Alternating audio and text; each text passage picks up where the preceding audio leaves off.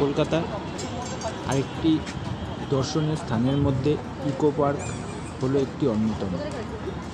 তাই আমরাও বেরিয়ে পড়েছিলাম ইকো পার্কের উদ্দেশ্যে এক সন্ধ্যায়। ইকো পার্ক আমি দিনের বেলায় গিয়েছি, কিন্তু দিনের বেলা একটা আলাদা সৌন্দর্য এবং এই রাতের সৌন্দর্য লোকের মুখে শুনেছিলাম, কিন্তু নিজেই একবার দেখার জন্য রাতের বেলায় চলে গেলাম ইকো পার্কে।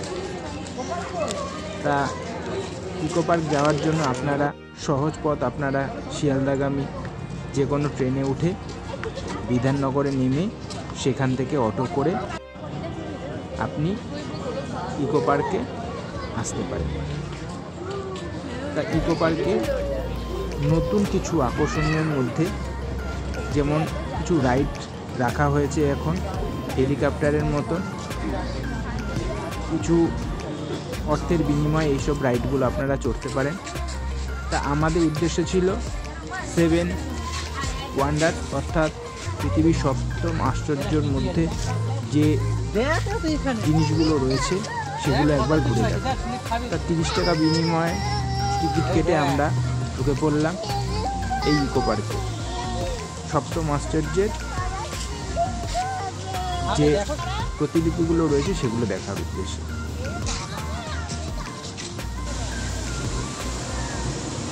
রাতের আলোতে ইকো পার্কের সৌন্দর্য যেন আরও অনেক সুন্দর হয়ে উঠেছিল।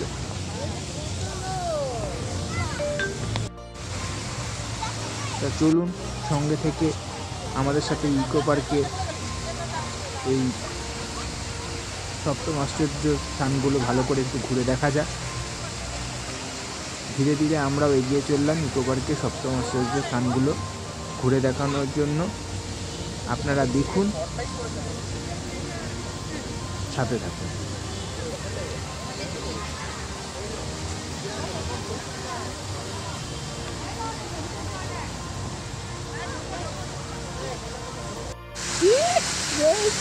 তোকে নিয়ে দিনের বেলা আসবো, আমাদের কটা ভালো ছবি তুলে দিবি, আমাদের একটা ভালো ছবি নেই। চারদিকে বিভিন্ন ফোয়ারার এত সুন্দর লাইটিং, ইকো পার্কের সৌন্দর্য যে এত সুন্দর রাত্রের বেলায় না গেলে তা বোঝা যায় না। তা আমারও লোকের মুখে শুনে সত্যি, কিন্তু নিজে উপস্থিত থেকে এই সৌন্দর্যকে উপভোগ করলাম। আমি অনেকবার দিনের বেলায় গিয়েছি, কিন্তু এই সৌন্দর্য আমার চোখে পড়েনি, কিন্তু রাতের সৌন্দর্য এক আলাদাই রূপ দিয়েছিল।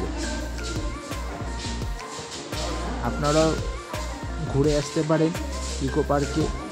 30 টাকার টিকিটের বিনিময়ে এই সপ্তম আশ্চর্যগুলো একবার রাতের বেলায় ঘুরে দেখে যাবেন। সত্যি অপূর্ব। আমাদের কলকাতার মধ্যে এত সুন্দর, যা দেখে সত্যি মুগ্ধ হওয়ার মতো। বিভিন্ন জায়গা থেকে মানুষজন এসে এই ইকো পার্ক ঘুরে যাচ্ছে। আমাদের এটা একটা গর্ব, কলকাতার একটা গর্ব।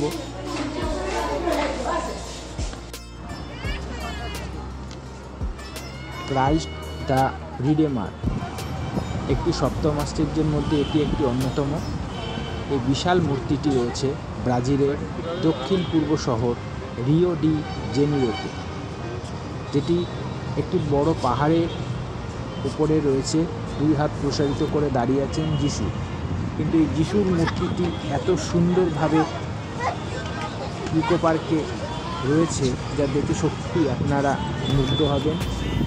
এই মূর্তিটি আসলে ব্রাজিলের সপ্তম আশ্চর্যের মধ্যে একটি, যেটার উচ্চতা প্রায় 713 মিটার বা 2340 ফুটের মতো।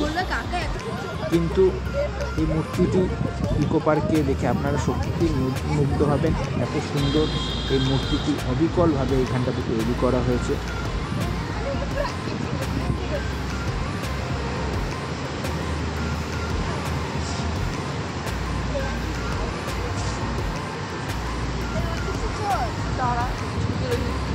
এখানে ভাইয়েরা ক্যান্ডিড ছবি তুলে দেবে দাদা।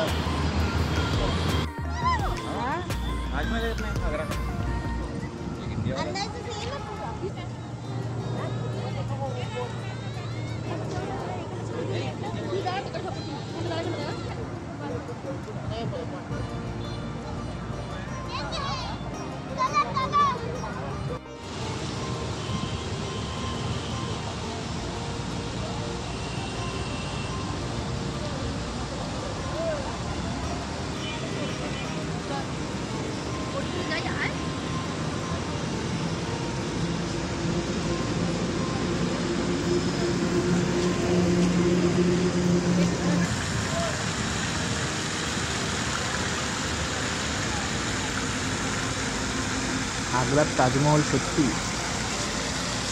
গিয়ে দেখে আসা হয়নি, কিন্তু ইকো পার্কে আগ্রার তাজমহল দেখে সত্যি মুগ্ধ হলাম। তাহলে সত্যিকারের তাজমহল তাহলে কত সুন্দর সেটা তো কল্পনায় থাকুক, কিন্তু ইকো পার্কের এই তাজমহল দেখে সত্যি ভালো লাগলো, এত সুন্দর। আপনারাও আসুন এই ইকো পার্কের তাজমহল একবার দেখে যান।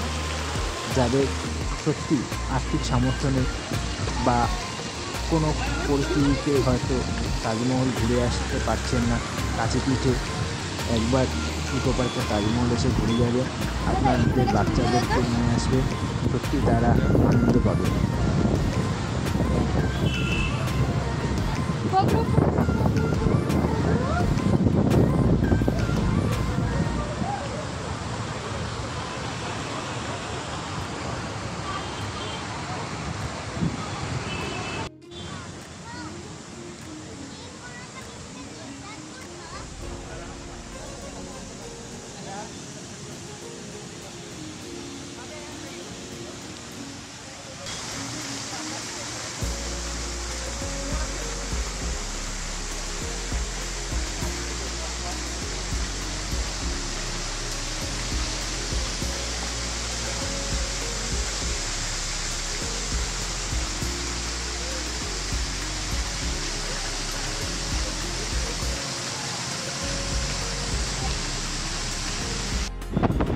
এবার গন্তব্য ফেরার পালা।